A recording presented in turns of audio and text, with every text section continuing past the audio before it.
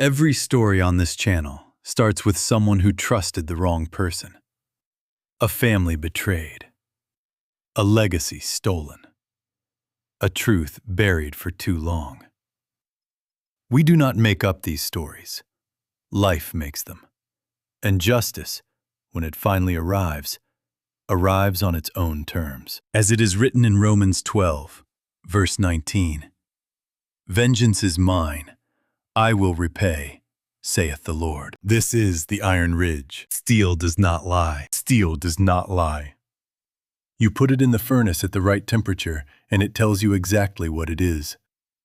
Weak steel cracks under load. Good steel holds. I built my entire life on that principle. 42 years ago, I believed the same was true of the people standing beside me. Last October, I found out how wrong a man can be for that long. My name is Jack Dellinger. I am 70 years old. Every morning, I drive the same road I have driven for 42 years. The same stretch along the Monongahela that smells like river water and industrial runoff. And something underneath both of those I have never been able to name properly, but that I know as well as I know the sound of my own breathing. Same coffee from the same thermos. Same parking spot by the south entrance. Same view of furnace number 1 through the window of an office that still has the original desk I bought used in 1978 for $63. I was 28 years old when I signed the loan papers. $47,000 against my parents' house on Larimer Avenue, and a truck with 112,000 miles on it. The banker said he had seen men try this before. I told him I understood. I was lying in the way young men lie about risk, not to deceive anyone, but because they cannot yet feel the weight of what they are taking on. 11 workers the first morning. I remember every face. Pete Visconti on the floor, Larry Greer running the crane, a man everyone called Bishop, whose actual name I did not learn until his 3rd week. We ran that first furnace 16 hours a day for 8 months before I made enough to pay back the first installment. The banker called to confirm receipt of payment and sounded surprised. 42 years later, Dellinger Steel Works runs 3 facilities, employs 2,400 people, and holds contracts with construction and infrastructure companies across the eastern seaboard. My office is still in the same brick building on 2nd Avenue where I started. I have turned down every offer of something larger or newer. The view from this window is the one I need. The furnace below. The river beyond the fence line. Pittsburgh getting up and going back to work the way it always has. I have a son who runs the company now. His name is Scott. He is 44 years old and very good at the parts of business that involve other people's money. I made him chief executive officer 3 years ago when my cardiologist told me I needed to reduce my workload or accept the consequences. Scott accepted the role with what looked like humility. I thought at the time that it looked like humility because it was. I was wrong about that. I was wrong about a number of things. Carl was my brother. He was 15 years younger than me, which meant he grew up watching me leave before sunrise and come home after dark. And somewhere in all that watching, he decided he wanted to do the same thing. He walked into this building at 18 years old, wearing a flannel shirt and work boots he had bought with his own money, and asked me where I wanted him to start. I put him on the floor. He was there every morning before I arrived for the next 14 years. In 1995, I put one hand on his shoulder and told him that half of what we had built was his. He did not say anything for a long moment. Then he said, "All right, Jack. Let's see what we can do with it." We shook hands the way our father taught us, firmly and without letting go too quickly. And then we went back to work. Carl knew the name of every worker on every floor of every facility. He knew their wives' names and their children's names, and which ones were having hard years and which ones had just gotten good news. He was the reason this place felt like something more than a company to the people who built it every day. I provided the structure. Carl provided the warmth. A building needs both. He died 15 years ago. The official finding was suicide. I have never believed that. Carl was the most forward-looking person I have ever known. He was planning a family vacation to Florida the week he died. He told me at lunch on a Tuesday, 3 days before they found him, that we were just getting started.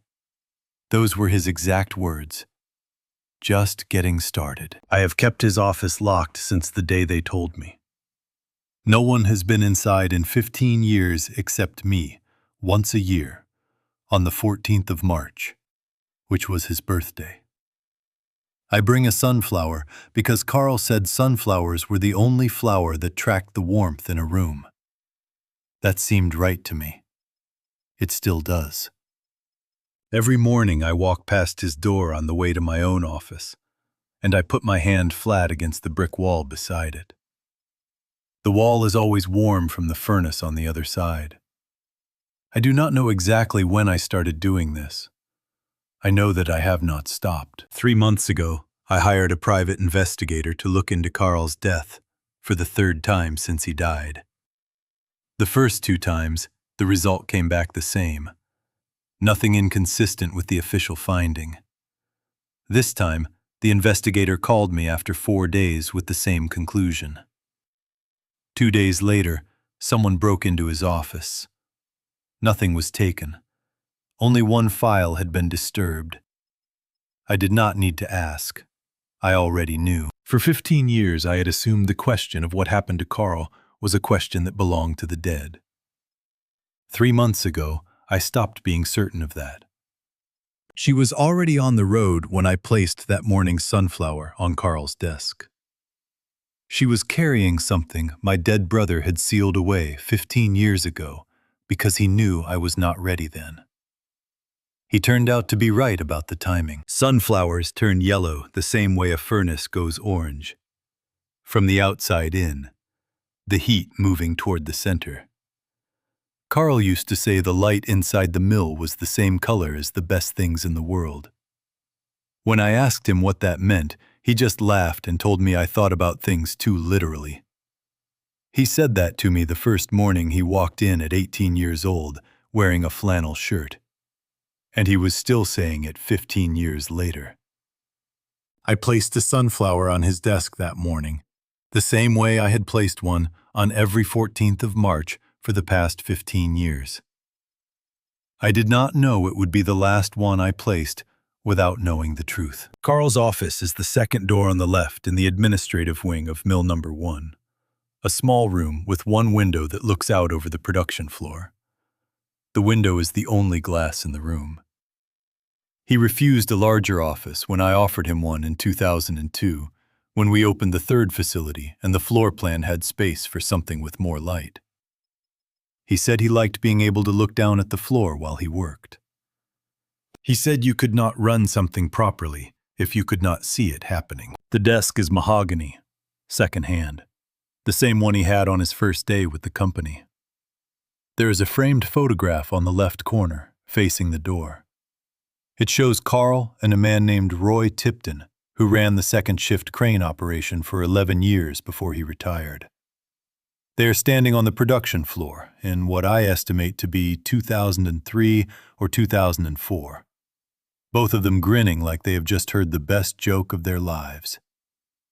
Roy died 4 years ago. Neither of them knew what was coming. Neither man ever does. Carl's coffee mug is still on the desk. Brown interior. Never washed because he believed soap changed the taste of the next cup. I left it where it was the morning I came in after the police told me. I left everything where it was.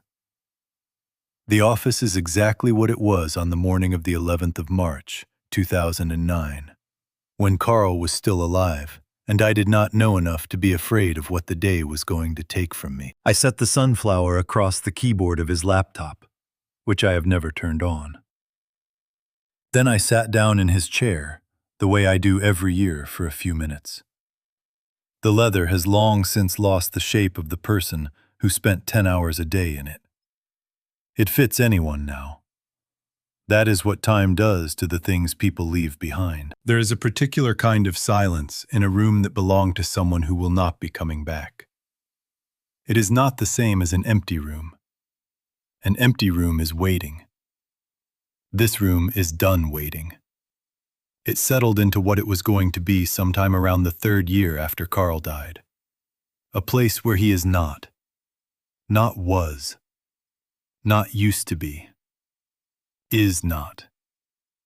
The present tense is the hardest part of loss. They are thinking about the wrong tense. I stayed in the chair for longer than usual that morning. Outside the window, I could hear the floor running the way it does every morning. The hum of overhead cranes and the low percussion of the stamping press. And underneath it all, the constant breath of the furnaces. The sound I have heard every working day for 42 years, and still not found the right word for. It is not loud. It is present. There is a difference. Carl would have known the word for it. He had a way of naming things I could feel but not say. He had a name for every mood of every worker on every floor, and he kept track of all of them with an accuracy I never tried to replicate, because I knew it could not be. There was a man on the first shift named Gerald Bowen who had a drinking problem he was working past. Carl never mentioned it and never treated him differently, but he always arranged Gerald's lunch break to fall at the same hour as the coworkers Gerald was closest to. Quietly and from the side. It was just him. I looked at the photograph of Carl and Roy Tipton for a long time. Then I looked at the mug that still had the ring of Carl's last cup dried into the bottom of it. Then I said something out loud in that empty room. Something I had never said to anyone in 15 years of carrying it. I still do not understand. Carl, I said. The room did not answer. It did not need to. That was not why I said it. I stood up and put both hands flat on the edge of the desk. Outside the window, the day shift was running. 2,400 people. Carl would have known each one by name. I was about to step back when my hand caught the handle of the top drawer. The old latch gave, and the drawer rolled open 2 inches. I stopped. Empty. Carl had kept a green notebook in that drawer. He called it the Green Book. He mentioned it to me on the last Tuesday morning he was alive. Said he needed to update it before the week was out. He never went anywhere without it. That drawer had been sealed inside a locked room for 15 years. I was the only person who had ever had a key to this office. The knock came while I was still standing with the open drawer in front of me. I looked at the door. I felt something shift in the room before I opened it. The way mill workers feel a pressure change in the building before a joint gives way. A steel beam does not break the first time you put weight on it.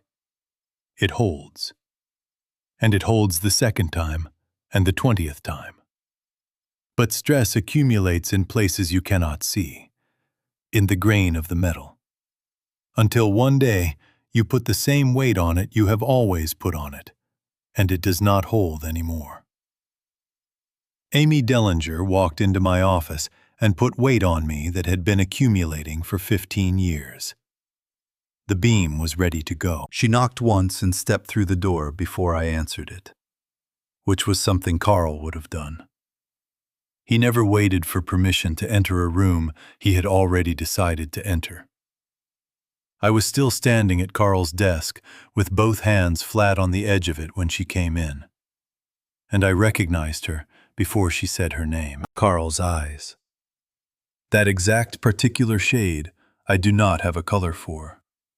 Darker than brown, but warmer than black, with a quality of attention in them that made you feel the person looking at you was actually looking.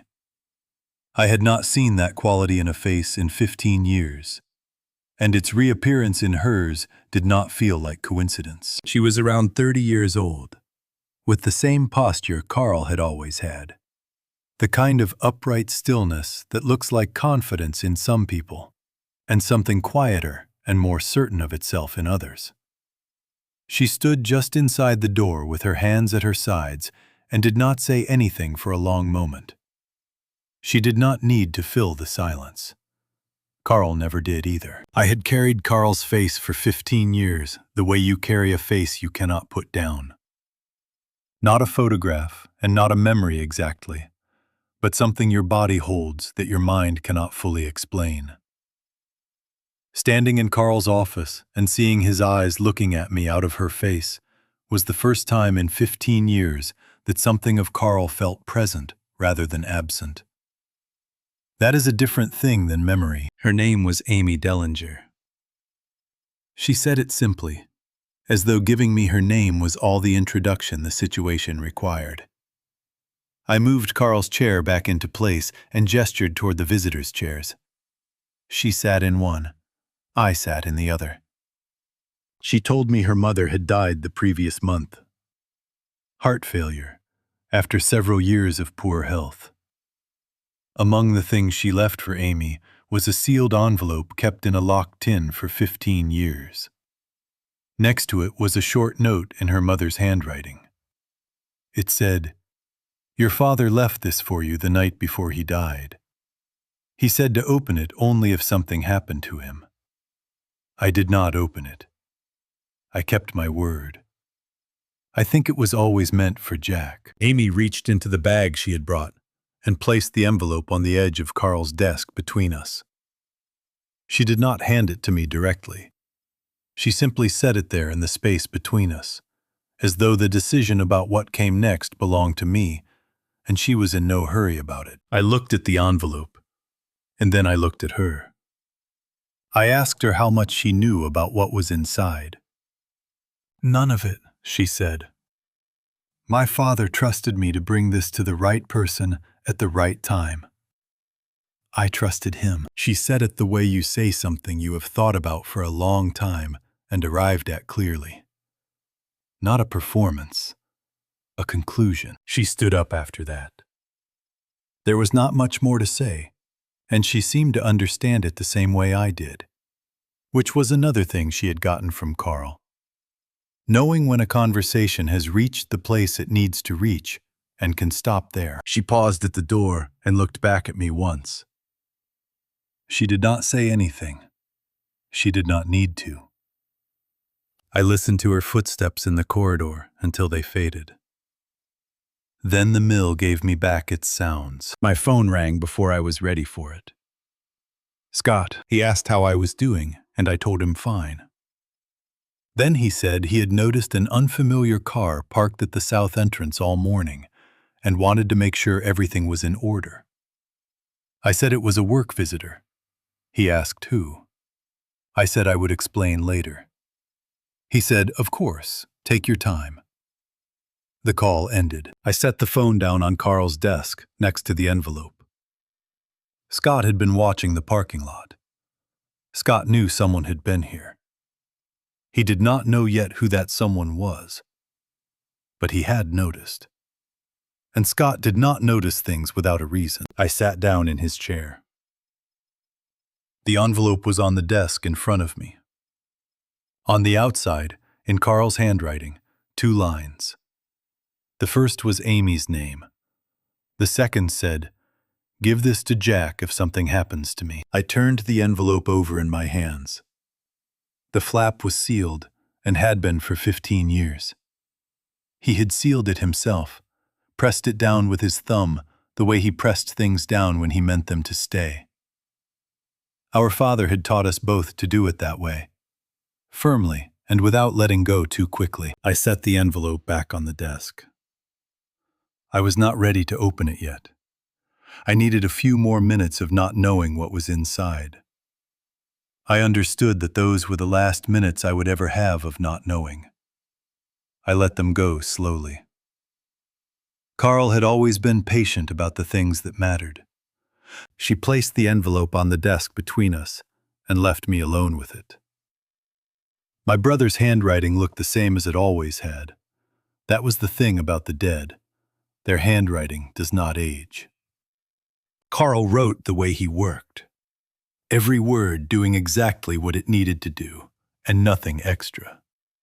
No waste, no ornamentation. When I unfolded his letter, I recognized the precision of it before I read a single word. The handwriting of a man working against a clock he could hear but not see. 12 sentences, 1 page, and 1 line at the bottom that made the room tilt on its foundation. I had held the envelope for 40 minutes before I opened it. Not because I was afraid of what was inside, or not only because of that. The thing about a letter from a dead man is that it belongs entirely to the dead man until you open it. The seal Carl had pressed down with his own thumb. The paper his handwriting was on. The hour he had chosen to write it. 3 days before someone made sure he could not write anything else. Once I opened it, what he had sealed in 2009 would be open in the present. And it would be my responsibility. I am not a sentimental man, but I understood that what I was holding was the last private thing Carl Dellinger had. I stayed with it a long time. I opened it carefully, running my thumbnail along the flap the way I had been taught to open anything you want to keep intact.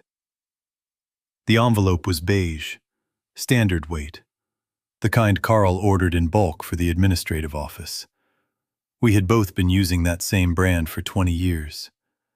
He had made his last private document with an office supply he shared with everyone. Inside were 2 things, a single folded page and something small and dark taped to the lower left corner of the inside flap with a strip of black electrical tape. I unfolded the page first. Carl had dated the letter the 8th of March, 2009. 3 days before the police found him. He used no greeting, just my name at the top. He wrote that he had found something in the company's financial records that did not belong there. That it had taken him 6 weeks to confirm what he was looking at. That he had confronted the person involved and that the confrontation had not gone the way he had hoped. That if I was reading this letter, what he had feared had come true. That he was sorry he had not told me sooner. That he had not wanted to involve me until he was certain. Then there were 6 more sentences that I read twice each. He wrote that the person involved held a position of trust inside Dellinger Steel. That the scale of what he had uncovered would surprise me. That there were recordings and documents. That he had transferred them to a drive that was in this envelope. That the drive would say everything he had not known how to say out loud. That he had done everything he could, and that the rest was mine to carry. The final sentence was 4 words and a period. I love you, Jack. I folded the letter and set it on Carl's desk. I do not know how long I sat without moving. The light in the room had shifted by the time I noticed it again. The particular quality of afternoon coming through the window that faces west over the river. Carl had written that letter knowing he might be running out of time. He had set it up so it would reach me only if the worst happened, which meant he had accepted while writing it that the worst might happen. He had tried to settle it inside the family first, which was the choice that left him exposed. He had written 12 sentences he hoped I would never need to read. Then he had sealed the envelope and taped the drive inside and made arrangements so that if he was right to be afraid, the right person would eventually get what they needed. He had done all of that in the 2nd week of March, 2009. 3 days later, he was dead. I lifted the edge of the electrical tape with my thumbnail and worked the drive free without tearing it.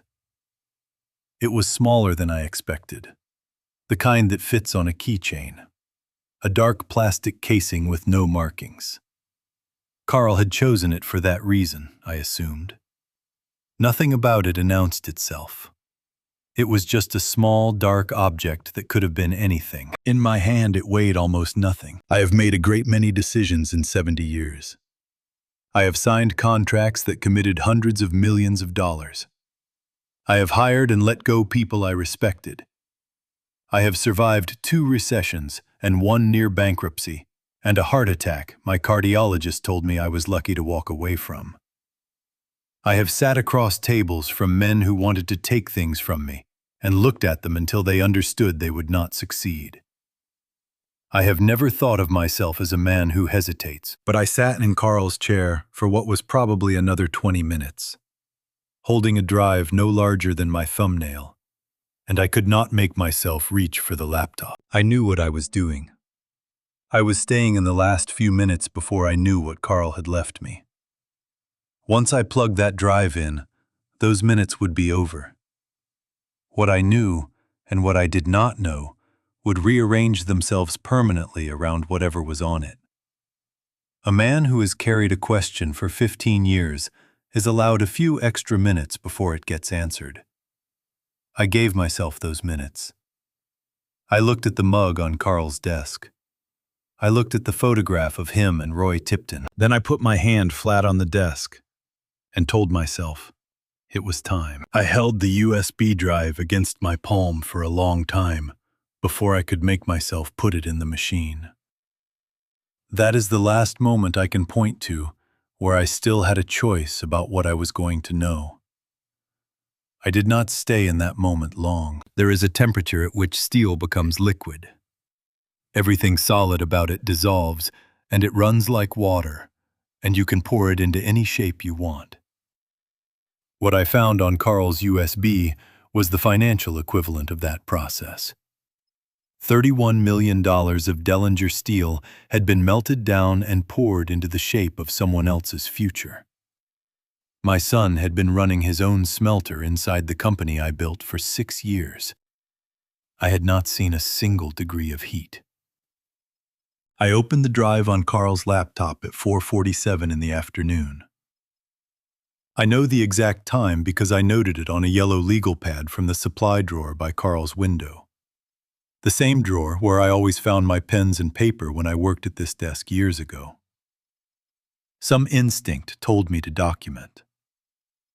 Carl had the same instinct. It showed in everything on the drive. The laptop was slow to recognize the drive. I sat through 12 seconds of nothing before the File Explorer opened. I counted them. I had been carrying a question about Carl for 15 years, and I sat through 12 seconds without moving. There were 412 files. Carl had organized them into subfolders, using the same shorthand labels he always used in his working notes. Abbreviations I recognized from 20 years of reading his memos. He named the main folder with a phrase he used whenever he wanted to discuss something sensitive without putting it in writing. Company matters. He always called it that. Inside that folder were 3 subfolders organized by subject: financial records, supporting documents, and items he had flagged for follow-up. He had color-coded the files with comment tags. Red meant confirmed. Yellow meant needs verification. There were no yellow files. Everything was red. I started with the financial records. I have read financial documents every working day for 42 years, and I know what honest numbers look like. I know the rhythm of a legitimate set of accounts, the way expenses and revenues move in relation to each other, the way margins hold within a reasonable band from quarter to quarter. What I was reading did not have that rhythm. It had a different pattern, one I recognized within the first 15 minutes. The pattern of numbers that have been arranged rather than earned. I went through the first year of records in about an hour, the second year in 40 minutes. By the third year, I was moving faster because I had already identified every mechanism and no longer needed to stop and verify what each piece meant. The scheme was not complicated. It did not need to be. The simplest frauds are the hardest to detect, because they require no elaborate construction. What Carl had found was a systematic inflation of material costs across our federal infrastructure contracts. The road and bridge work that makes up roughly a third of our government business. Reported costs running 30 to 40% above actual purchase price. The difference, documented in Carl's red annotations across page after page of invoices, was being extracted through a network of shell companies. The money exited Dellinger Steel through those shells and moved through 2 intermediate accounts before landing in a private account in the Cayman Islands. Carl had traced each transaction back to its authorization. He had done this for every single one across 6 fiscal years. Hundreds of individual transactions, and he had documented each authorization signature, dated and numbered. I clicked through a dozen files before I understood what I was looking at. Scott had been managing the federal infrastructure contract portfolio since 2003, when I had put him in charge of that segment as his first real line of responsibility within the company. He had held signing authority over procurement approvals within it ever since. The authorization signatures Carl had found were all his. The same name on every one. Scott Douglas Dellinger. Signed and dated. 44 years old and very good. I had told people, at the parts of business that involve other people's money. I had said that to board members and to clients and to journalists who had asked me about the succession plan for the company. I had said it with pride. I had believed it when I said it. $31 million. 6 years. My son's name on each one. In the follow-up subfolder, there were 7 files. 6 of them were leads Carl had not been able to confirm. Names and account numbers and dates he had flagged for further investigation before he ran out of time. The 7th was a single-page handwritten note that Carl had scanned and saved as an image. Near the bottom of the page, circled in red, was a line that read, D. Sykes. Internal Audit. 2007. Filed compliance concern through internal compliance channel. Report withdrawn within 2 weeks. Sykes reassigned and sidelined. Still with company. Needs follow-up. Carl had drawn a question mark next to the name. Then underneath, he had written 2 words. Who authorized? He had underlined both words twice. I stood up from Carl's chair and walked to the window. The day shift was finishing up. Men in hard hats moving between stations. Cranes cycling through their last runs. The furnaces running the way they had run every evening for 42 years. As they were running the first evening I ever closed this building down and locked the door and drove home, and did not know yet what I had started. The work of honest hands, being used for something I did not yet have a clean word for. I had built all of this. Carl had helped me build it. Every facility on this river, every crew on every floor, every contract with every road and bridge authority from here to Baltimore. And for 6 years, without my knowledge, someone had been draining it the way you drain a furnace that has already given everything it has to give. The financial files were one kind of destruction. The next file on the drive was an audio recording. That was a different kind. The kind that does not stay on a page. The kind that moves into your body and does not leave. A recording can do something to you that a document cannot. A document is cold. You can hold it at arm's length and process it like a fact. But a voice carries the weight of the body it came from, the room it was recorded in, the exact moment of breath before the words were spoken. I know Scott's voice. I have heard it every day for 44 years. I know the sound of it when he is nervous. I know the sound of it when he lies. What I heard on that recording was both at once, and underneath both of them was something I had never heard from him before. Certainty. The recording was 14 minutes long. Carl had labeled the file with a date and a subject line in his shorthand. The date was 6 months before he died. The subject line read, "Meeting. Unknown location. Partial capture." The first 2 minutes were ambient noise and the muffled sounds of a room settling. Then footsteps and chairs. Then voices. Korean spoken by 2 speakers. Then a third voice in English. I knew that voice before the first sentence was finished. He was not performing. That was the first thing I noticed. When Scott performs, in board meetings or client presentations, or the dinners I have watched him host for 30 years, there is a slight elevation in register, a practiced warmth that sits about an inch above his natural speaking voice. It is a professional instrument that he has worked at for a long time. In the right context, it is effective. What I heard in this recording was the voice underneath all of that. The voice he uses when he believes no one important is listening. He was selling the company, not in the abstract sense that any transaction involves a transfer of something. He was negotiating the sale of controlling interest in Dellinger Steel, 51% of the voting shares, at a price Carl had annotated in red on the accompanying spreadsheet as 40% below market rate, verified against 3 independent valuations Carl had run himself. The buyers were a Korean industrial conglomerate. The transfer documents were being handled through a law firm in Luxembourg. The deal had been structured to split across 3 fiscal quarters to avoid triggering standard regulatory review thresholds. It had been thought through by someone who understood exactly what he was doing and why it needed to be done without attracting attention. Scott had not stumbled into this. He had built it the way I had taught him to build things, patiently, carefully, and over a long period of time. I sat through the full 14 minutes the first time without stopping it. At the 11-minute mark, Scott named a figure and a routing. $8 million to a private account. Carl had drawn a line in red on the spreadsheet from that account number to one of the Cayman Islands accounts from the financial files.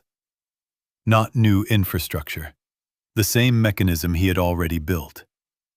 $8 million to Scott Douglas Dellinger personally upon completion of the transfer, in exchange for delivering a controlling stake in a company that was not his to sell. 51% of Dellinger Steel belongs to me. It has belonged to me since the morning I signed the first loan papers in 1978. Scott has never held those shares. I have never transferred authority over them to anyone. What I was listening to was my son negotiating away something he did not own. The 51% was not just my stake. It was Carl's work. It was every man and woman who had built what this company became across 4 decades. My son had been treating it as a personal asset he could liquidate when the right buyer appeared. That thought required some time to finish arriving. The recording had 4 seconds of silence near the end. The kind that falls between the conclusion of business and the moment people say goodbye. In those 4 seconds, I could hear Scott breathe. Just breathe. The way he breathes when he is confident. When he believes a thing is already done and is simply waiting for the paperwork to confirm it. Then he said 1 sentence. No elaboration. The delegation did not ask him what he meant. He did not offer to explain. He said it the way you say something that has already been decided and does not require discussion. I went back to the beginning of the recording. I listened again. Then once more. Then a third time, from the sentence that mattered. The room got quieter around me with each pass. The window was full dark when I finally set the laptop down. I had come into this building at 5 that morning, the same way I had come in for 42 years. I had placed a sunflower on my dead brother's desk and said out loud the thing I had been carrying for 15 years. I had not known what the day was going to become. Nobody ever does. Among the remaining files on the drive, there was one I had been aware of since the moment the directory first opened. I had kept it in the periphery of my attention, the way you keep something in a room you are not yet ready to look at directly. It was a video file. The thumbnail was small and the resolution was low, but I could see the face clearly enough. Carl was sitting at a desk I recognized. The desk in the image was this one. He said at once, unhurried, the way you read an item off a list. My uncle is the only problem left. I will handle it. 6 months before Carl's body was found, I played it 3 more times before I moved on to the next file. The next file was a video. I had been dreading it since I first saw the icon on the screen. I have never been afraid of the furnace. 42 years of working next to something capable of killing you will make you careless, or it will teach you to respect the heat and keep your distance and do what needs doing. I sat in front of Carl's video file for over an hour, and I was afraid. Not of what I was going to see, of what I would not be able to undo once I had seen it. The thumbnail showed Carl sitting at a desk I recognized. Mill number 2. The office 2 floors up from the production floor. The one Carl moved into when we opened the second facility. He kept his administrative office at mill number 1, the one facing the floor where we had started. But mill 2 was where he spent his working hours in those final months. He was wearing a blue shirt. His face looked tired, in the way a face looks tired when the tiredness comes from inside and not from lack of sleep. He was looking directly at the camera with the expression of a man who has decided to say something he has been preparing to say for a long time. I had been looking at that thumbnail for over an hour. I pressed play. Carl sat perfectly still for a moment before he spoke. Then he said, "My name is Carl Dellinger. Today is March 8th, 2009. If someone is watching this, I am no longer here. And it was not by my own choosing." He did not clear his throat. He did not adjust his position. He had said those sentences before, privately, until he could say them the way he needed to say them. Carl always rehearsed what he needed to say, even when there was no one in the room to rehearse for. He told me what he had found. He said he had noticed a pattern in the infrastructure contract financials in late November of the previous year. A discrepancy between reported material costs and actual purchase orders that was too consistent and too large to be an accounting error. He had investigated it quietly over 6 weeks, pulling reports himself rather than going through the finance department. He had cross-referenced authorization signatures. He had followed the money through the shell company structure to the offshore accounts. He had done all of this alone, at night, in this office, in the months leading up to March. He spoke for about 9 minutes before he reached the part I had been waiting for. On the same day he recorded this video, Carl told me he had confronted Scott in his office at mill number 1. He had brought a printed summary of what he had found and placed it on Scott's desk. He described Scott's response in 3 sentences. Scott had read the summary without speaking. Then he had looked up at Carl and said, "You know what something like this ends up looking like?" Carl said he had not answered. He had picked up the summary and left. He said he did not know what Scott would do. He said he was not certain about anything except that he needed to leave a record. He said he had chosen me specifically because I was the one person he trusted who also had the means to act on the truth once it was known. He said he was sorry he had not come to me first, before the confrontation. He had wanted to be certain before he put any of this in front of me. He had been too careful, and he understood that now. Then he looked directly into the camera and said, Jack, if you are watching this, I am sorry. Do this right. Be patient. And when it is done, know that I was not afraid at the end. His voice did not waver once in the entire video. I closed the laptop. I sat in the dark for a long time after the screen went off. The furnaces were still running behind the wall. Carl's mug was still on the corner of the desk. 15 years had passed since the night he recorded that video, and his voice had just told me not to be afraid of what I was about to find. I tried to be worthy of that. The video was 11 minutes and 43 seconds long. I know that because I played it twice and noted the time on the legal pad the second time through. Carl spoke for 11 of those minutes. For the remaining minute and 43 seconds, he was still on screen, looking at the camera as though he was deciding whether to say something more. Then he did. He said, "Jack, there is one more folder on this drive. I labeled it Barb. I hope you never have to open it. I am not sure about her. I hope I am wrong." The folder labeled Barb contained a single file. A page of Carl's handwriting, scanned and saved the same way he had saved the Sykes note. The handwriting was less neat than the rest, the kind of writing a person does late at night when they are tired and the thought is moving faster than the pen. Carl had written that 3 days before the confrontation with Scott, while reviewing the account routing in the financial files. He had found a small transaction that did not fit the established pattern. $5,000. A single transfer to an account he could not identify. He had traced the other transfers without difficulty.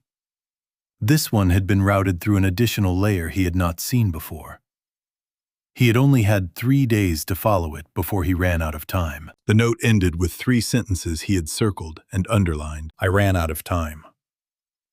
But something is wrong here. I hope I am wrong. Carl said, "Be patient." His voice did not waver once in the whole video. Mine was not steady when I exhaled. And then there was the folder labeled Barb, still open on the screen. And the last line Carl had written inside it, circled twice in the same red ink he had used throughout. I hope I am wrong. When a furnace goes cold, you feel it before you see it. The ambient temperature in the whole building drops, and the light changes, and a specific quality of silence replaces the low, constant roar you stopped consciously hearing after the first month, but would notice immediately if it were gone. My office at 11 o'clock that night felt like a cold furnace, like something that had been burning for 42 years had just stopped. I sat in Carl's office for 2 hours after the screen went dark. I did not turn the lights on. Pittsburgh was lit through the window. The bridges over the Monongahela and the hills beyond them, and the orange glow that hangs above the city on clear nights. And I looked at all of it without seeing any of it. That is a particular kind of looking that requires no effort and produces nothing. I have spent a great deal of time doing it in my life. The chair I was sitting in was Carl's chair. I had been in it all evening without registering that particularly. I registered it now. He had spent 10 years in this chair, working through every problem this company gave him. I had spent 1 evening in it, learning what someone had done to him for trying to keep the company honest. I knew 3 things that I had not known at 5 o'clock that morning. They were not the 3 things I had come here expecting to learn. They were what the day had produced. The first was that my son had stolen $31 million from the company over 6 years, and had been in the process of selling a controlling stake he did not own to a foreign buyer. The second was that my son had killed my brother to prevent Carl from stopping him. The third was the folder labeled Barb, which I had opened and read and had not yet been able to decide what to do with. Carl had written, "I hope I am wrong." He had circled it, He had not had enough time to find out whether he was right, and he had been dead for 15 years. And I was sitting in his office, holding the question he had not been able to finish asking. I reached for my phone at 11 minutes past 11. Gene Holloway has been my attorney for 28 years. He is not the kind of attorney who makes noise about how much he knows. He is the kind who uses what he knows at the right moment and is quiet the rest of the time. He has a complete picture of the legal and financial structure of Dellinger Steel, the ownership percentages, and the subsidiary relationships, and the places where the company's architecture is strong, and the places where it could be pressured. He has worked with me long enough to know that when I call at 11 o'clock at night, I am not calling to discuss something that can wait until morning. He answered on the second ring. I talked for a long time. Gene did not say anything. That is one of the qualities I have valued in him for 28 years. He understands that the most useful thing a lawyer can do sometimes is listen without direction. He does not perform attention or signal understanding before he actually has it. He did not ask questions or offer interpretations, or let me know when he thought he had heard enough. He let me take the shape of what I was telling him all the way to the end, without interrupting any part of it. When I finished, the line was quiet for longer than I expected. Then he spoke. He asked me 4 questions quickly, the way he asks questions when he is assembling a picture he needs to understand before he can do anything useful. He asked whether I had the drive in my physical possession. He asked whether anyone other than me had handled it since Amy Dellinger delivered the envelope. He asked whether I had made copies of any of the files. He asked whether I had documentation of the specific date and time I had opened each file on Carl's laptop. I answered each one. When I was done, he was quiet again. Longer than before. Then he said, "Before we do anything else, Jack, I need to know who else in that house has been sitting on this." He did not explain why he was asking it first. He did not need to. It was not a surprising question. It was the question I had been circling for 2 hours without letting myself land on it. The way you circle a fire you can feel from a distance before you decide whether to get close enough to do something about it. You circle it, and the circling does not make the fire any smaller. Gene had said it out loud. Now it had a shape in the room, and not just in the back of my mind where I had been pushing it since before I closed the laptop. The shape of it had a name. I thought about Carl's note. The folder labeled Barb. $5,000 to an account Carl could not identify. An additional layer of routing he had never seen before in all the months he had spent following Scott's money. Carl had written, "I hope I am wrong," and he had written it in the same office where I was now sitting.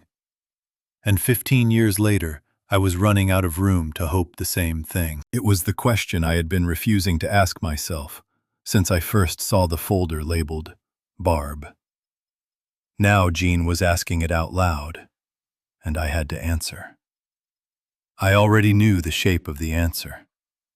I did not yet know if I had the capacity to carry the weight of it long enough to do what needed doing. Running a mill teaches you to watch for the gap between what a process looks like and what it is actually doing at the molecular level.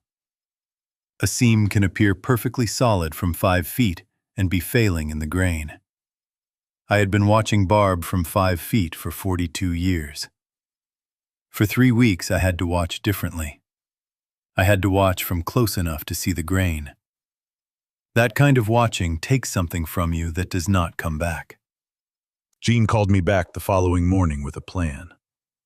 Not a rough outline, but a specific sequence of steps that he had thought through the way a good lawyer thinks through things.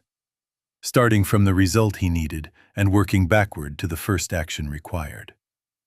He had spent the night considering whether what I was telling him about Barb was probable enough to act on. He had decided that it was. Or rather, he had decided that the cost of being wrong was low enough that it was not safe to proceed as though it was not. The plan had two components. The first was to establish what Barb knew and when she had known it.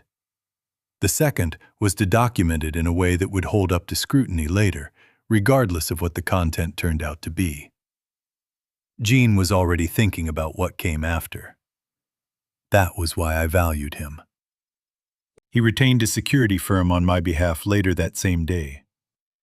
They were former federal agents who had been doing this kind of work for corporations and law firms for over a decade. They were efficient, and they did not ask questions that were not necessary for the job. The devices went in on a Thursday. I arranged to be home that morning and called a licensed electrical contractor to come in and look at the circuit panel, which I had been meaning to have serviced for 3 years. The electrical contractor was real. The panel really did need attention.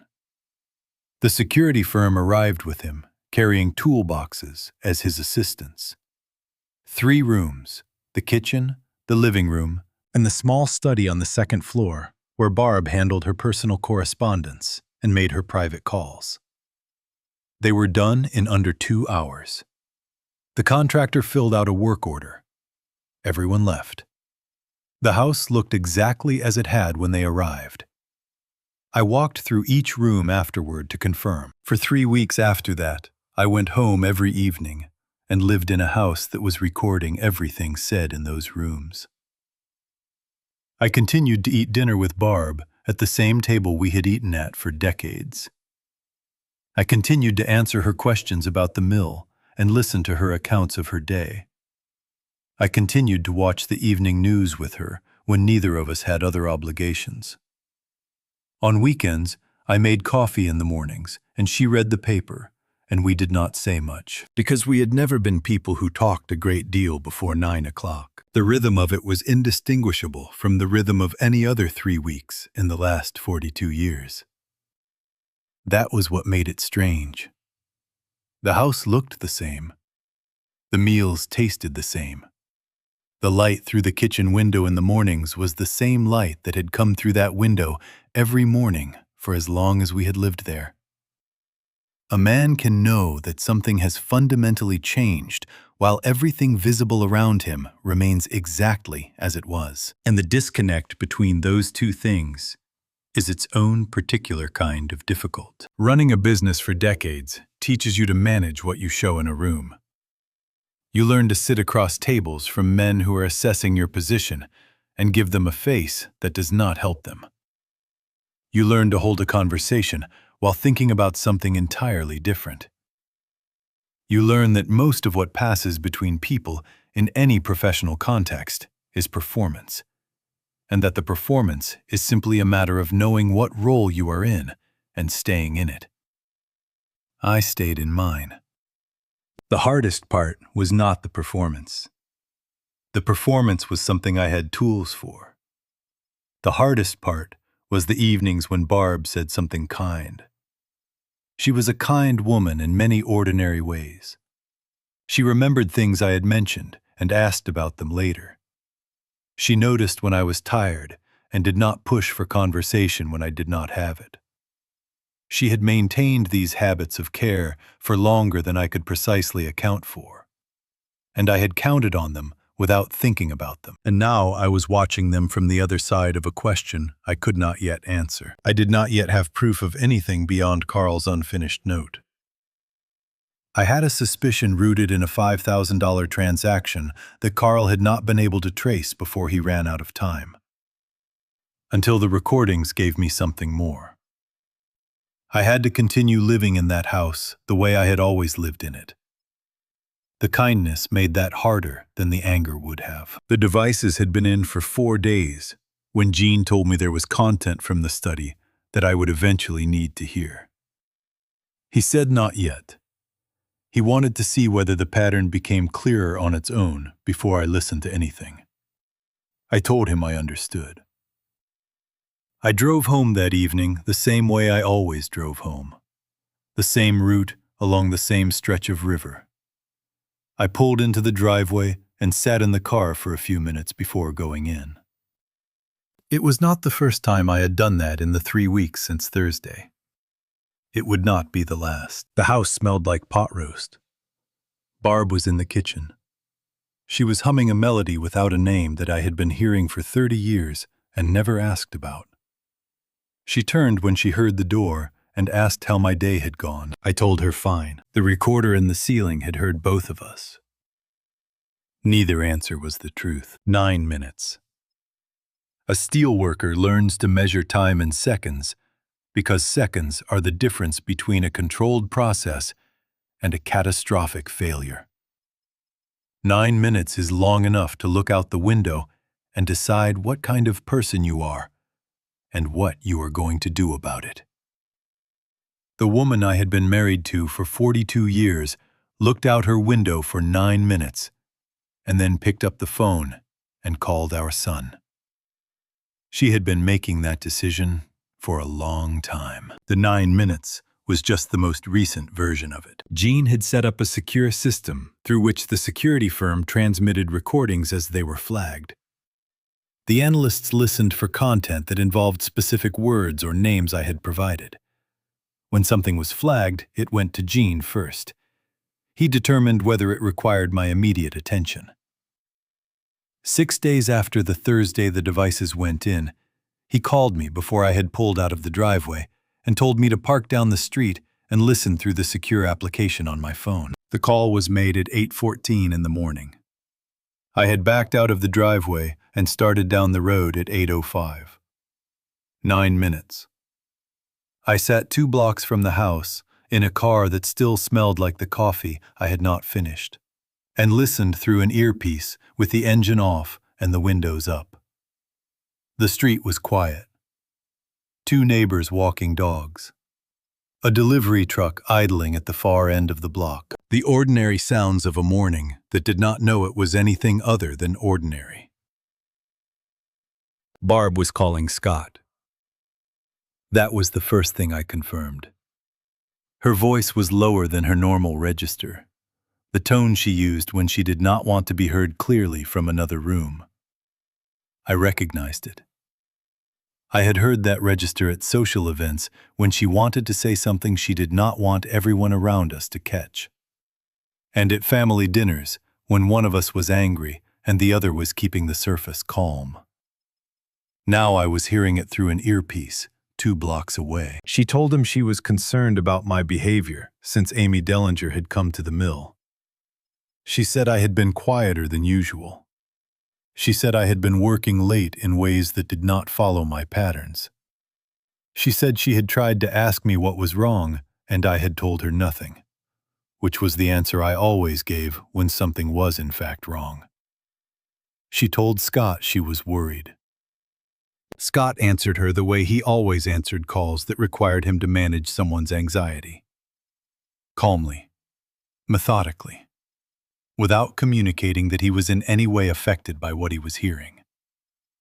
He told her Amy Dellinger did not have anything that could cause a problem.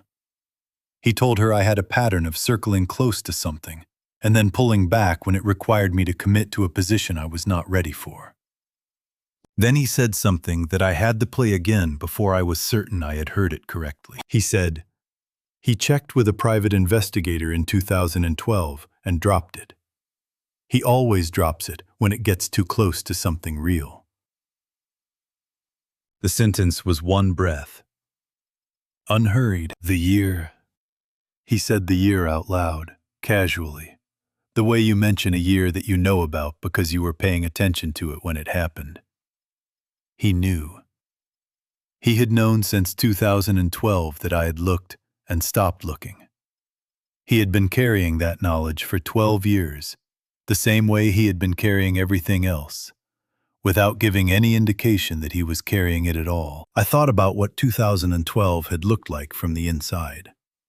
The company was at a peak that year. Scott had just moved into the role of chief financial officer. Barb and I had celebrated our anniversary at a restaurant in Pittsburgh we had been going to for years. I had hired the private investigator in April and received his report in May, and paid him and filed it, and not thought about it again. Not thought about it until now. The call was 4 minutes and 37 seconds long. I know that precisely because I noted it in the margin of the legal pad I had been keeping since the night I opened the drive. I sat in the car 2 blocks from the house and listened to it a second time. The second time through, I was not listening for what Scott said. I was listening for something in Barb's voice that I could identify as the voice of the woman I had married. I have known Barb's voice for the length of our life together, longer than I have known almost anything else.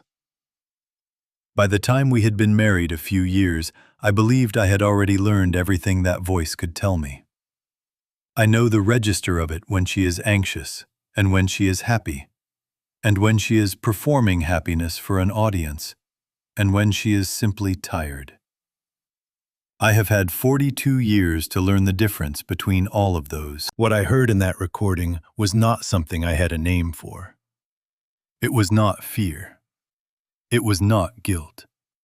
It was not the measured calm of someone managing a situation from the outside.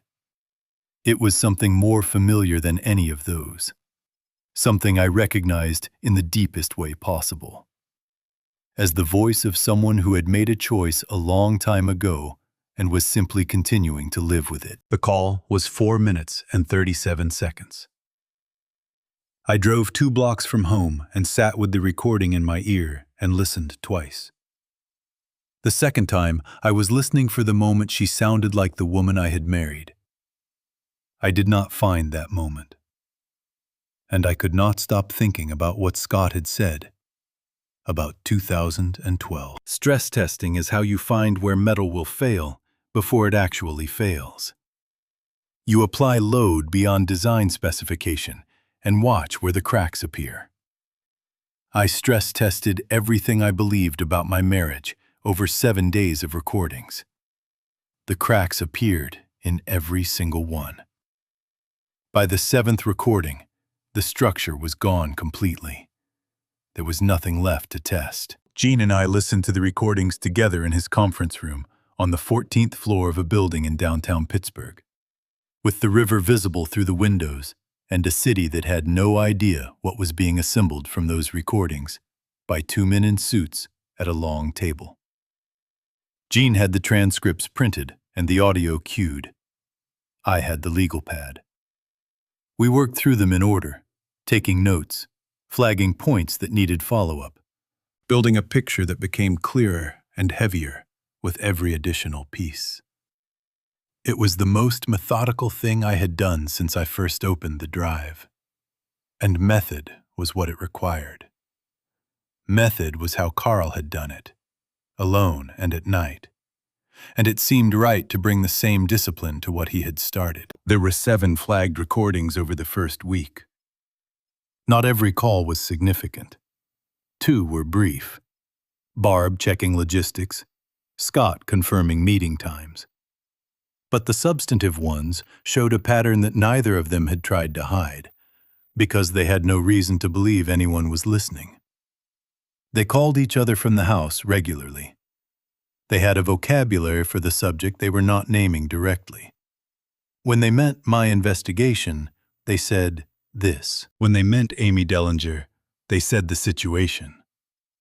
When they meant money, transfers, the structure Scott had built, they said the arrangement.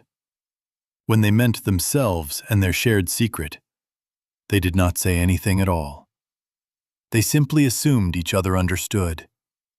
They had been doing this long enough that they did not need to explain. While Gene and I were working through the recordings, Gene had also been following the D. Sykes lead from Carl's USB. Carl had noted that Sykes had filed an internal compliance concern in 2007 and had been reassigned shortly after. Gene located him through professional licensing records. Dale Sykes was 48 years old, a certified public accountant who had left Dellinger Steel in 2015 and was now working for a small manufacturing company in Allegheny County.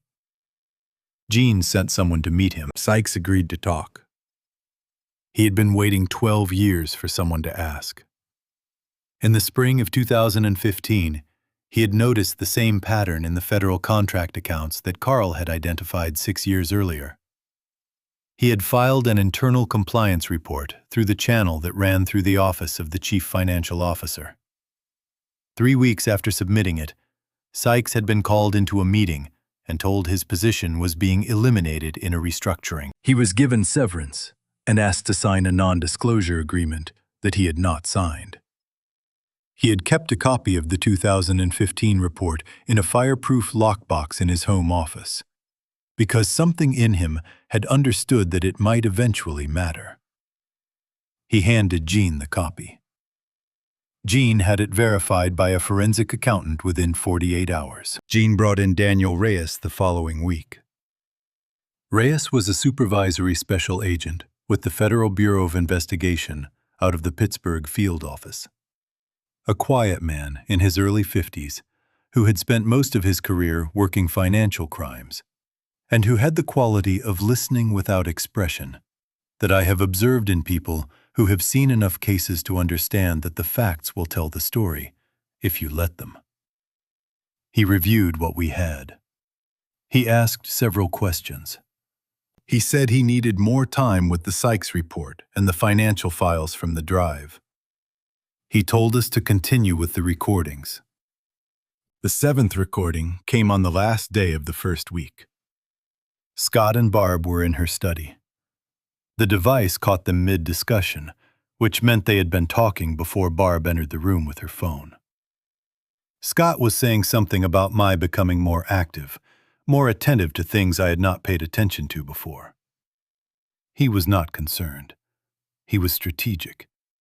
He was thinking through the variables the way he thought through variables in a business situation that required management. And then he said the thing that stopped the room. She came to me. Remember that.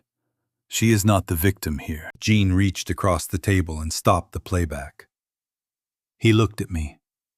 He did not say anything. He did not need to. I asked him to play it again from that line. He did.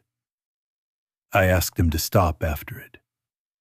He stopped. The order I had constructed in my mind was that Scott had killed Carl, had discovered over time that Barb knew about the financial scheme, and had then gradually drawn her into a silence that served his interests.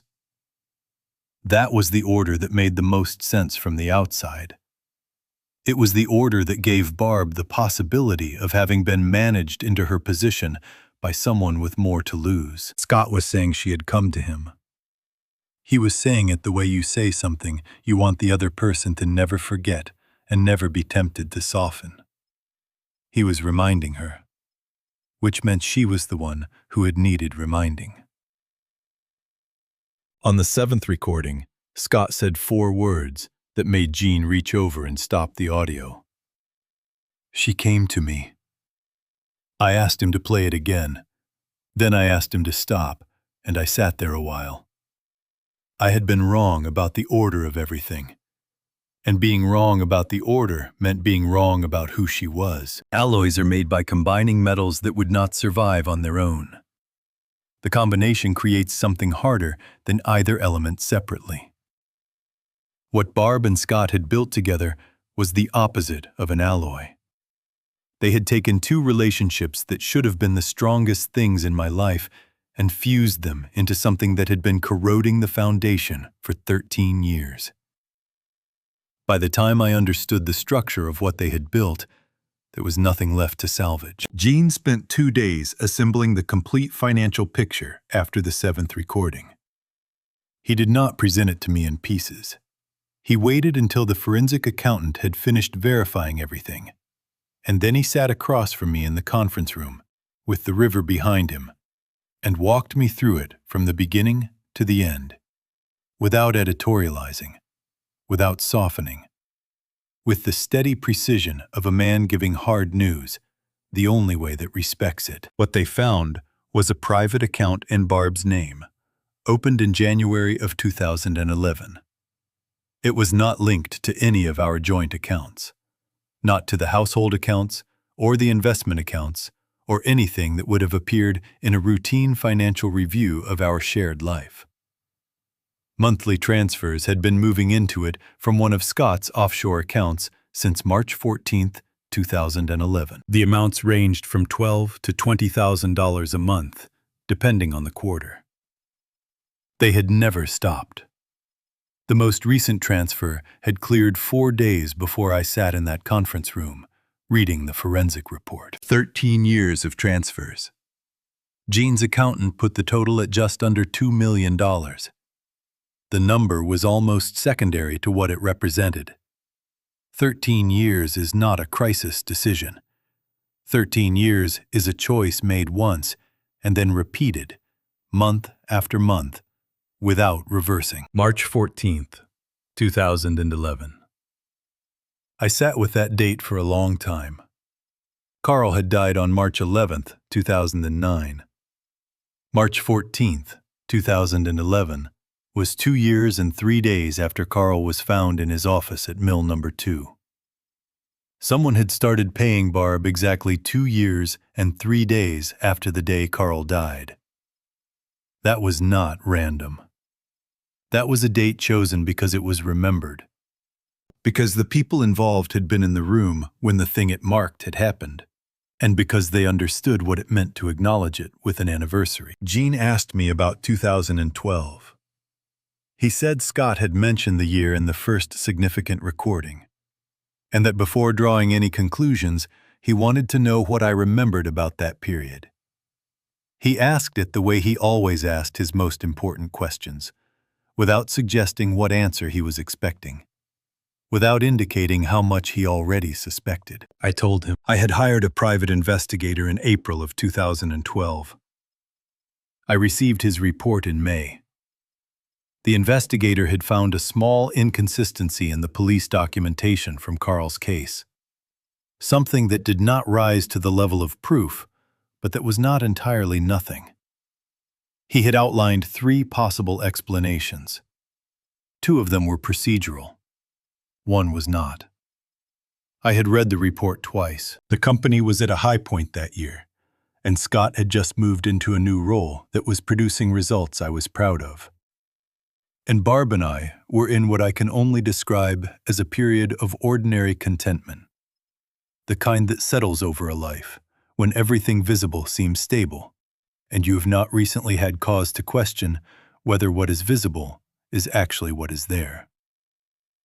I had told myself that one small inconsistency in a 7-year-old case was not enough to go forward on, and that continuing would only cause harm without producing resolution. That was all true.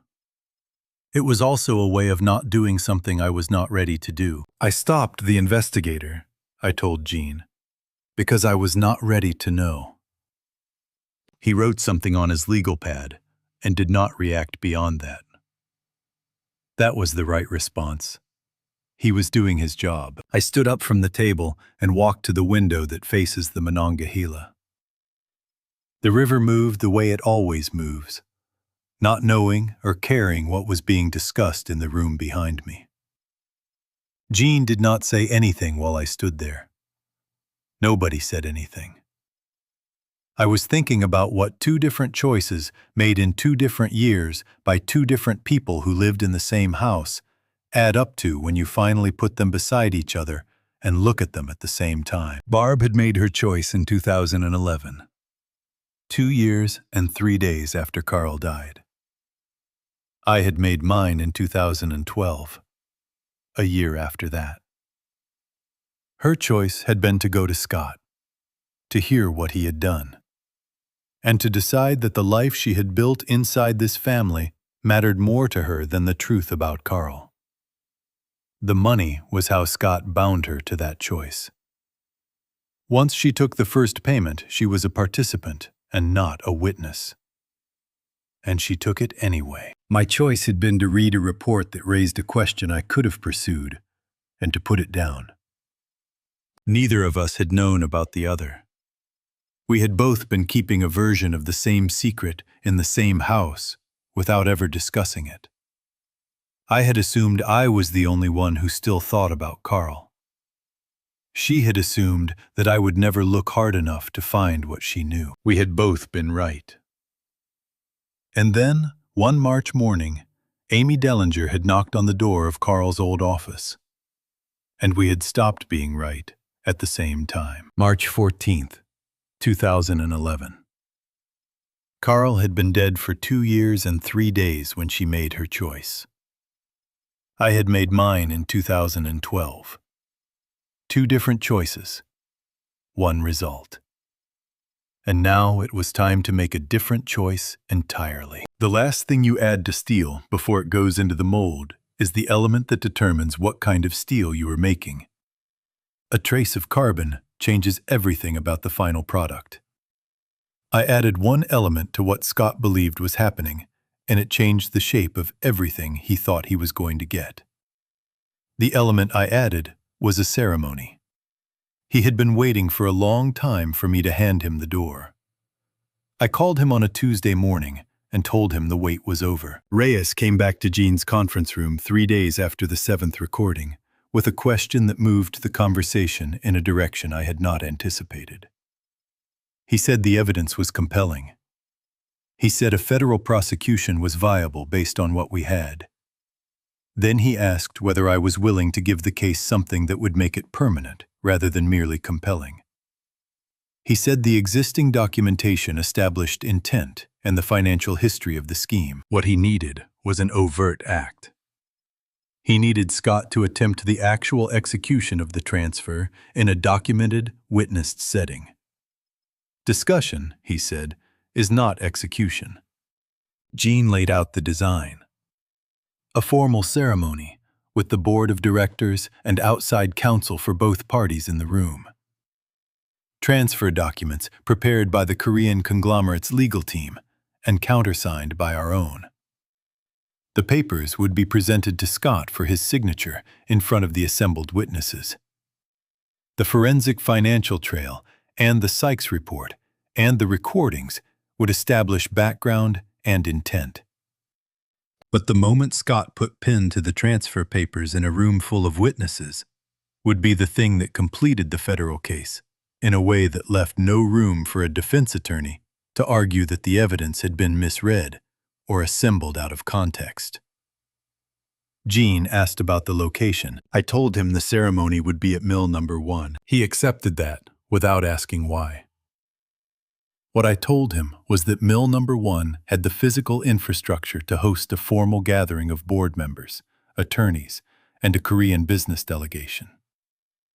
What I did not tell him was that Carl had spent his first morning at Dellinger Steel standing on the production floor of that building, in a flannel shirt and work boots he had bought with his own money, asking where I wanted him to start. If there was going to be an end to what Carl had started 15 years ago in another building I owned, I wanted this building to be the one that witnessed it. I called Scott on Tuesday at 8:30 in the morning. He answered on the first ring, which was not his usual pattern. I told him I had been thinking seriously about the transition since my conversation with the cardiologist the previous spring, and that I wanted to make the transfer of authority official in a setting that honored what the company had become over 4 decades. I told him I wanted the Korean delegation in the room for the ceremony, since the strategic relationship we were building with them represented one of the most significant developments of the year. I told him I wanted the transfer documents signed at the same meeting. I told him I was ready. He said yes before I finished the sentence. In 44 years of knowing my son, I had never heard that exact sound in his voice before. Not joy, not relief, not the simple sound of good news arriving. What I heard was the particular quality of a man who has been patient for a very long time, and is watching the thing he invested that patience in finally mature into what he always believed it would become. I had heard that sound across tables before, from other men in other negotiations, and I had learned over 4 decades to treat it the way you treat a furnace running at full capacity. You do not become careless just because it is doing exactly what it is supposed to do. The heat is still there. I called Amy Dellinger that afternoon, not to invite her as a guest. Carl had held shares in Dellinger Steel from the day I told him half of what we had built was his.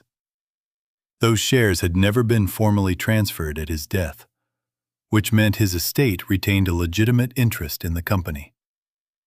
Gene had been working on this question carefully over several weeks, and the answer he arrived at was that Amy, as Carl's sole heir, had a legal right to be present at any proceeding that materially affected the value of the company's controlling interest. I told her the date and the location and what she needed to know about her standing. She said she would be there. I sent Hank Kowalski a text message that evening. It said, "Hank, I need you there Thursday." He did not ask why. That was something I had always valued about Hank. After 31 years of watching him manage the floor, he knew the difference between a request and something more serious.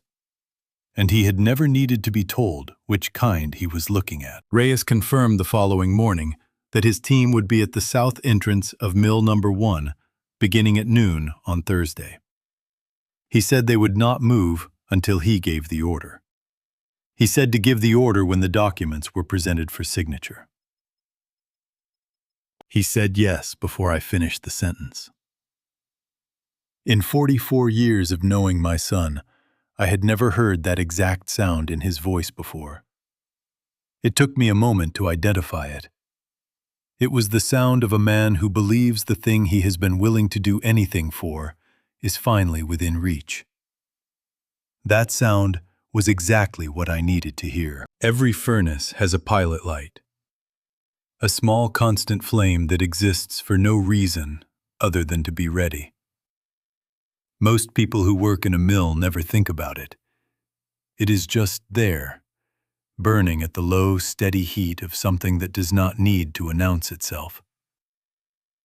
On the night before the ceremony, I drove to the mill alone and stood on the floor in the dark and understood finally that what Carl had left me on that drive 15 years ago was exactly that. A pilot light, waiting for the right moment to become something larger. I left the house at 11:30 on Wednesday night after Barb had gone upstairs. I had told her earlier that I would be working late, which was not untrue. I drove through Pittsburgh the way I had driven through it every morning for 4 decades, the same route along the river, but in the opposite direction from the daytime traffic. The city was quieter at this hour.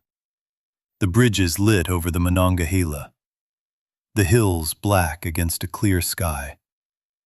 I let myself in through the side entrance at the south end of Mill Number 1, the door I had been using for 42 years. I did not turn the production lights on. The furnaces running on the night shift provided enough, a deep orange glow that lit the floor from below and cast long shadows across the overhead beams and the crane tracks and the walls I had built and rebuilt over 4 decades. I stood in the middle of the floor for a long time. Then I walked to the administrative wing and unlocked Carl's office with the key I have been carrying for 15 years. It is on the same ring as the house key and the key to the truck. I have never removed it from the ring and never had reason to think about why I kept it there. Tonight, I understood. The room was the same as always.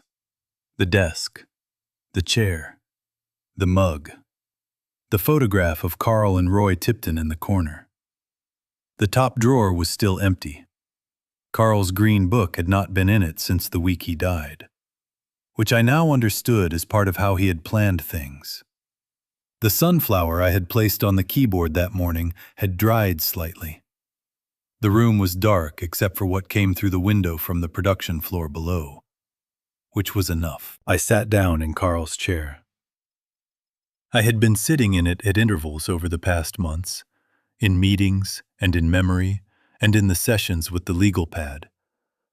But this was the chair itself, the one where he had spent 10 years working through every problem this company gave him. The leather did not fit me. It had not fit anyone in 15 years. It fit only the shape of a man who was no longer in it. I spoke to my brother in that empty building for a long time. I told him what I had found, I told him what was going to happen in the morning. I told him I was sorry it had taken 15 years, and that some of those years were on me, in a way I would have to account for in my own time. I told him I hoped he could hear it. Then I ran out of things to say and sat in the quiet for a while. And the furnaces continued their low, steady running behind the walls. And the production floor outside the window was empty and orange-lit, and waiting for the morning shift that did not know what tomorrow was going to be. Then I stood up. I put my hands on the edge of Carl's desk, the way I always did when I rose from it. And I turned to look out through the window at the production floor. When I turned, my right hand moved along the frame of the window to steady myself, and my fingers caught on something I had not felt in 15 years of placing my hand on that edge. A gap in the frame, between the inner edge of the wooden molding and the brick wall of the building. Something was in the gap, wrapped in thin plastic. I worked it free carefully. It was a sealed envelope, thin enough to have fit easily in the space between the wood and the brick. The plastic was the kind used to seal components in a manufacturing facility. Carl had access to it every day. The envelope had been there for a long time, protected by the plastic and by the fact that no one had had reason to touch that particular part of that particular window frame. I opened it at Carl's desk, under the orange light coming through the window. Inside was a single sheet of paper. Carl's handwriting across the top, a date, March 8th, 2009. Below that, in different handwriting, the handwriting of a man I had known for 44 years. I authorized all transfers. I knew exactly what I was doing. Below the statement, he had signed his initials, S.D. The date was March 8th, 2009. 3 days before Carl died. Carl always measured twice. I understood now how he had gotten the signature. He had offered Scott a quiet resolution inside the family, and Scott had signed believing the page would never leave the room and that a single sheet was something he could always retrieve and destroy. He had not known Carl had already copied everything to the drive and sealed this page behind the molding of a window. Carl had hidden it where he knew I would eventually find it, in the building where we had started together. He had prepared for the worst, the way he prepared for everything. Patiently, completely, without leaving any single point of failure. I put my hand flat against the brick wall beside Carl's desk and felt the warmth from the furnace on the other side. I spoke out loud to my brother in that empty building. I said everything I needed to say.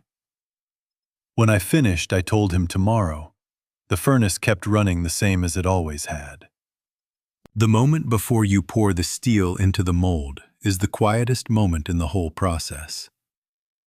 The furnace has been running for hours. The temperatures have been measured and adjusted. The alloy has been composed. There is nothing left to do but commit to the pour. I have stood at that moment hundreds of times over 42 years, and the quiet is always the same. Not peaceful, not tense, just the particular stillness of a process that has done everything it can do and is now ready for the one thing that cannot be undone. I walked into mill number 1 on Thursday morning at 7:45 with that quality of quiet inside me. Everything had been done. It was time to pour. Gene was already in the conference room when I arrived. I handed him the envelope from Carl's window frame without speaking. He opened it, read the handwriting on the single page, and held it for a moment longer than he needed to in order to understand what it said. He set it down on the table carefully, the way you set something down when you understand that how you handle it matters. Then he made a phone call to Reyes. I waited in the hallway while he spoke. When he came back, He told me that Reyes was adjusting the positioning of his team to account for the document. There would now be agents inside the room as well as outside at the south entrance. They would be present as observers, indistinguishable from additional legal staff. I told him to do whatever Reyes judged necessary. The conference room had been arranged the day before. 12 chairs around a central table. A second row along the west wall for observers. The transfer documents prepared by the Korean conglomerate's attorneys were already at the head position on the table. The room had water, and someone had arranged flowers at the center of the table, which struck me as a detail that belonged to a different kind of occasion. Through the long windows, the production floor was running on the morning shift. The furnaces doing what they had been doing in this building for 40 years, unchanged by everything that was about to happen in the room above them. The Korean delegation arrived first. 4 attorneys and the senior vice president I had been corresponding with for 8 months. I thanked them for making the trip. They were professional and precise and had no idea what kind of meeting they were actually attending. The board members came in over the next 20 minutes. Our own attorneys took positions at the end of the table. Barb arrived at 8:35 and found a seat along the west wall behind the observer row, which was where she had always positioned herself at significant company events for 42 years. Visible enough to be present, far enough back to signal deference to the formal proceedings. Amy Dellinger arrived at 8:40 in a dark coat. I met her at the door and walked her to the chair I had placed at my left. She sat without asking any questions. She had the quality of someone who has prepared herself for something difficult and has decided that the preparation will have to be enough. Hank Kowalski was standing at the back of the room against the west wall, with his hands folded in front of him.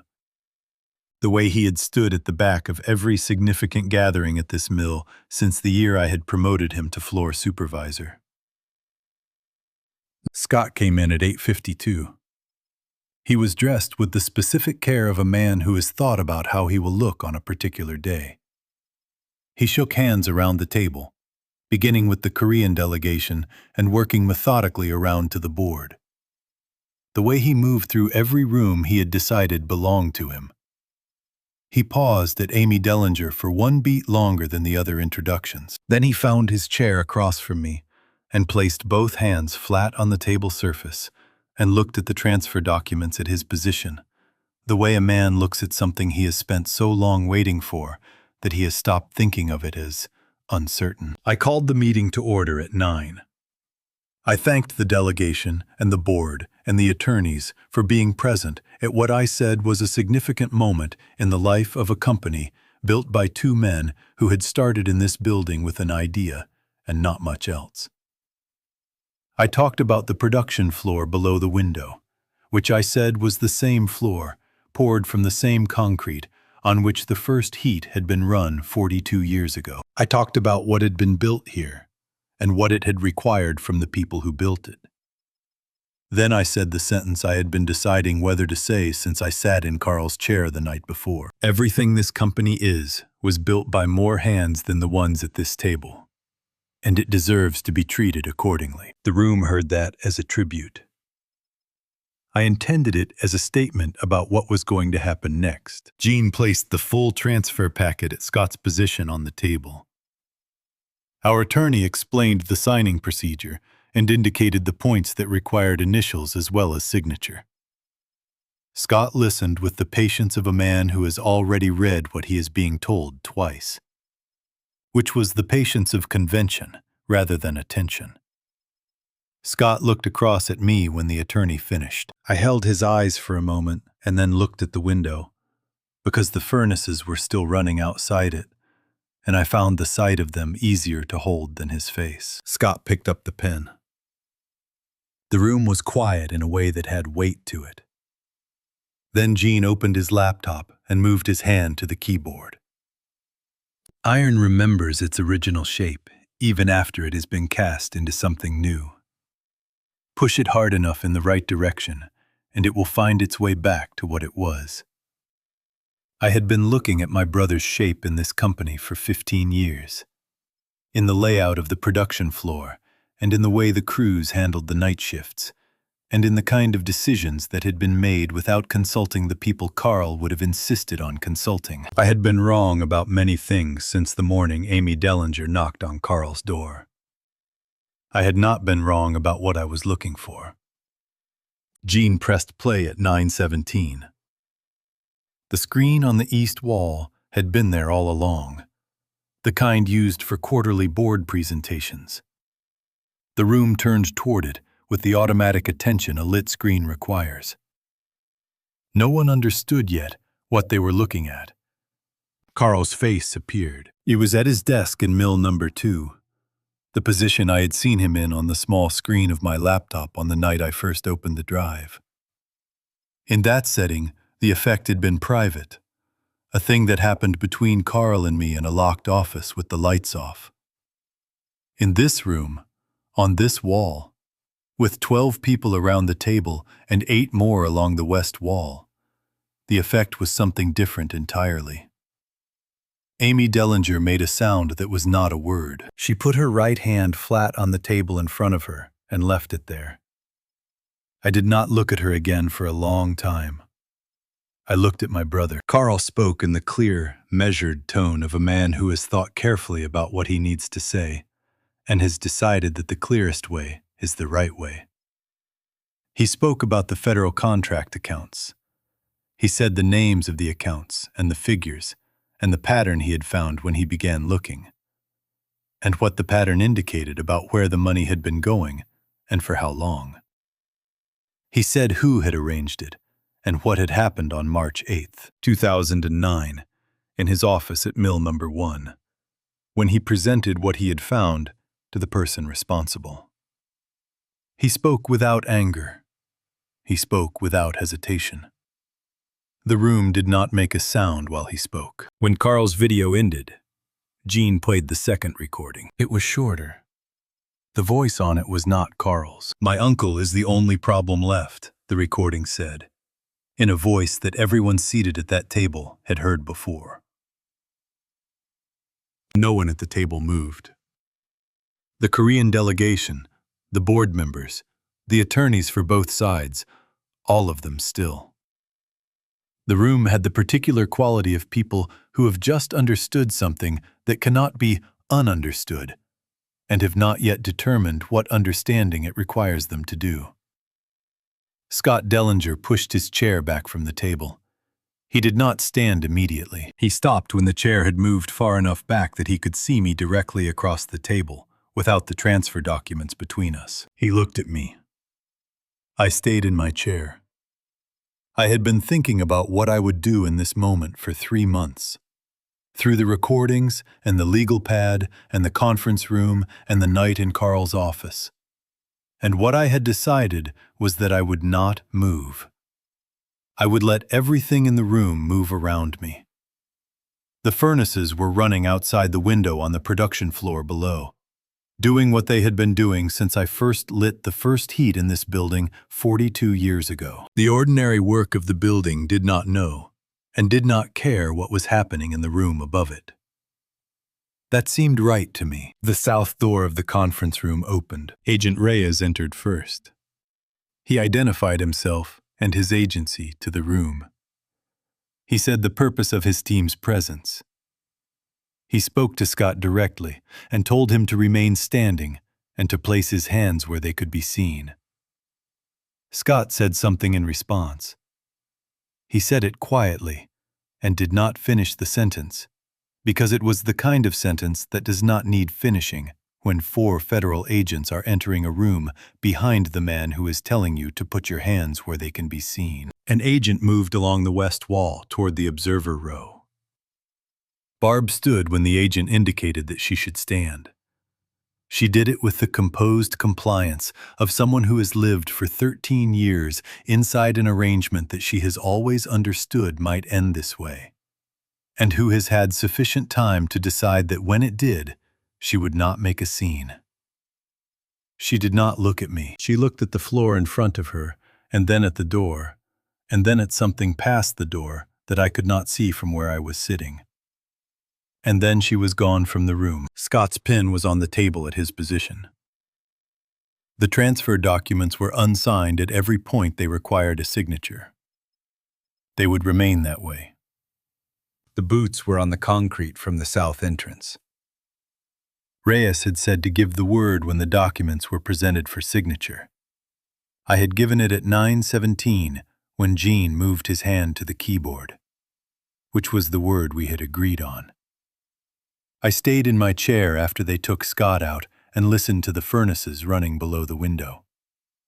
Carl had understood something about furnaces that I had not fully understood until that morning. They do not stop when something changes in the room above them. They keep running because the work requires it. That is what furnaces are for. Steel that has been through the furnace is different from steel that has never been tested. The difference is not visible from the outside. It is something in the grain of the metal, a change that happened at the molecular level, a memory of what the steel went through and survived. I have been told by metallurgists that this memory cannot be removed entirely. The furnace changes the thing it processes.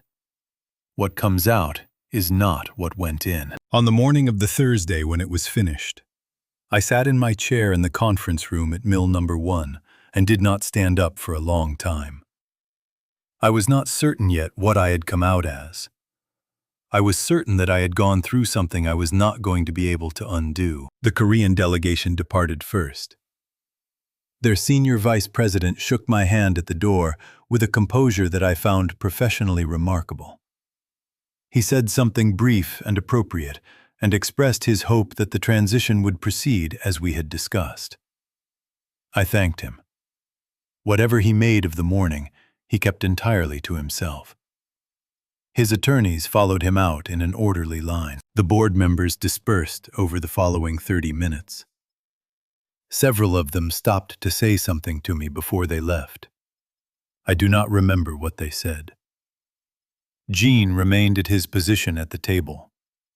The attorneys for both sides packed their materials and left with the quiet efficiency of people who understand that their job has concluded without requiring their further involvement. The room emptied slowly, in the particular way that rooms empty after something significant has happened in them. Not quickly, not all at once, but with a gradual diminishing, until only the people who needed to remain were still there. When the last board member left, it was Gene, Amy Dellinger, and me at the table, and Hank at the back wall, who had not moved since 9 o'clock. Amy sat for a moment without speaking. Then she put her hand over mine on the table surface. She did not say anything. That was the right decision. There was nothing that language was going to do for that particular moment that silence did not do better. After a minute she stood, collected her coat from the back of her chair, and walked to the door. She stopped in the frame and looked back at me. She nodded once. Then she was gone. I have thought about what that nod meant since. Amy Dellinger had been 15 years old when her father died, and she had grown up with a version of his death that had no ending, only a silence where the truth should have been. That morning, in that room, the silence was answered in front of everyone who needed to hear it. Her nod did not look like relief. It looked like what a face does when it is finally given the thing it had stopped asking for. Hank Kowalski walked to the table from the back wall. He had been standing at that wall for 2 hours. He put his hand on the chair beside mine, the way a man puts his hand on something solid when he does not want to appear that he needs to. "You did right, Jack," he said. There was nothing to add to that. I told him I would need him on the floor for the morning shift. He said he would be there. He had been saying he would be there for 31 years. Then he left. Gene and I remained at the table alone. The unsigned transfer documents were still at Scott's position on the table. Gene gathered them without comment and placed them in his briefcase. He told me that Reyes would call that afternoon with the initial federal charge information, and that formal indictments would follow within 2 to 3 weeks. He said the Sykes testimony had been secured and had been evaluated by the government's attorneys as foundational to the fraud case. He said the additional evidence from Carl's drive, combined with the recordings, made the prosecution's position strong. He said it would still take a long time. I told him I understood what long meant by now. I stood up from the table and went to the window. The production floor below was running exactly as it had been running when I arrived at 7:45 that morning, which was the same as it had been running when Scott and Barb were taken from the room, which was the same as it had been running the previous night when I stood on the floor in the dark and found the envelope in Carl's window frame. The morning shift moved below in the ordinary rhythm of ordinary work. The furnaces had not registered the morning's events and did not need to. I had been carrying something since the evening Amy Dellinger put a sealed envelope in my hand in Carl's office. I had carried it through 3 months of recordings and legal pads and conference rooms and a drive along the river at 11:30 at night in the wrong direction from the traffic. I had carried it into this building and through this morning. Somewhere, in the hour after Reyes left the room, I put it down. I am not precise about the moment. I only know that when I turned from the window and reached for my coat, what I was carrying felt different from what I had come in with. I did not go home that evening. I stayed at the mill until after the afternoon shift change. I sat in Carl's office with the door unlocked for the first time, and I put my hand against the brick wall beside his desk, and I felt the warmth from the furnace on the other side. The window frame was empty now. What had been in it for 15 years was in a federal evidence file. The furnace was still running when I left. It would be running in the morning. That was what I had built. That was what was going to continue. Steel that has been through the furnace carries something that steel which has never been tested does not carry. I said that about a single morning in the last chapter of this account. I can say it now about a life. 42 years of building a company and raising a son and being a husband to a woman I believed I understood. And finding, at the end of all of it, that the things I had believed most securely were the things I had examined least carefully. The furnace does not distinguish between what you want to test and what you would prefer not to. It processes what you put in. What comes out is what it finds. The trial took 14 months from indictment to verdict. Gene handled the legal proceedings with the focused attention of someone who has spent a long career waiting for a case that fully required him. And the government's attorneys were thorough in a way that I believe Carl would have respected. The 14 months passed the way difficult time passes when you have no choice but to move through it slowly, then quickly, then finished. Dale Sykes testified for 3 days in the 4th week of the trial. He brought certified copies of both compliance reports, the one from 2007 and the one from 2015. He explained what he had found in the federal contract accounts, what he had done with that finding, and what had happened to his position at the company 3 weeks after he submitted the second report. He was a precise witness. He did not editorialize. He brought documents. He answered every question he was asked, and did not answer questions that were not asked. He was what the case required. The document from Carl's window frame was introduced in the 3rd week of testimony. Gene had had it verified through handwriting analysis and document dating before the indictment was filed, and the expert testimony on its authenticity was not successfully contested by the defense. It was the piece of the case that left the least room for interpretation. Scott had signed his name to a statement about what he had done 3 days before Carl died, in the office where Carl had worked for 10 years. And Carl had hidden it in the wall of the building he knew I would eventually return to. He had made Scott sign it because Carl understood that eventually is not never. That was the kind of man my brother was. Scott received 38 years. The judge spoke at sentencing about the duration and scope of the fraud, the federal contracts manipulated over more than a decade, and the death of Carl Dellinger, which the court could not address directly as homicide given the evidentiary limitations of 15 years, but which the judge referenced in terms of what the scheme had cost the people who had paid for it. Barb accepted a 12-year plea agreement 3 months before Scott's sentencing date. She did not testify. She did not contact me. I did not expect her to. I had been thinking about the company before the trial ended. I had been thinking about it since Gene put the unsigned transfer documents in his briefcase the morning of the ceremony and told me the process would take time. The company was not Scott's. It had never been. It had been Carl's and mine, built by 2 men and by the people those 2 men had asked to give their working lives to it, the people who had run the shifts and the quality processes and the logistics for decades, while the names at the top of the organizational chart had their disputes about what the company actually was. That argument was settled now. The company was what the floor had always understood it to be. I began the transfer to an employee ownership structure 6 months after the verdict. Gene worked on the legal framework for nearly a year. The structure is complicated and has nothing to do with steel, so I will leave it to Gene's files. What matters is that the people who had been running the floors and the processes became the people with a direct stake in what happened to them. Carl would have said that was overdue. He would have been right. I was sitting in Carl's office on a Tuesday in the spring when I decided on the name. The sunflower I had placed on his keyboard on the 14th of March that year had dried completely by then.